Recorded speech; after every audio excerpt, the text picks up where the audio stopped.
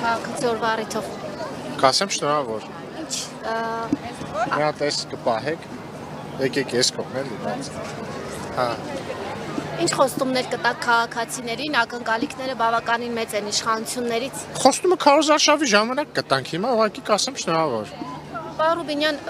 իհարկե ձեր թիմակիցներից շատերը չցանկացան քաղաքական հարցերի պատասխանել, այդուհանդերձ չեն կարող զերծ մնալ, քանի որ քաղաքական գործիչ եք։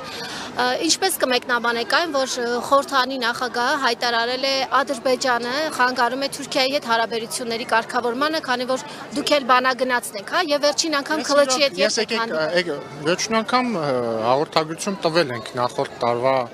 աշնաններ, ազգային ժողովի նախագահը իր կարծիքն է արտահայտել եւ այդ կարծիքը գոյության իրավունք ունի, բայց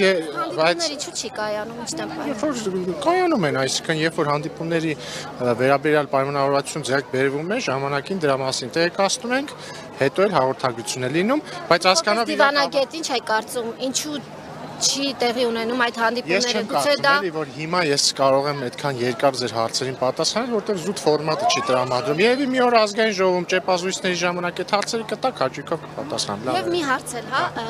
կա բաներ, որոնց համար զղջում եք, օրինակ քաղաքացիներին տվել եք խոստումներ, որոնք չեք կատարել, եւ օրինակ բաներ, որոնք ստացվել է, որ ստել եք, այսպես ձևակերպել։ Չէ, բաներ, որ ստացվում է, որ ստել ենք չի եղել, բաներ, որ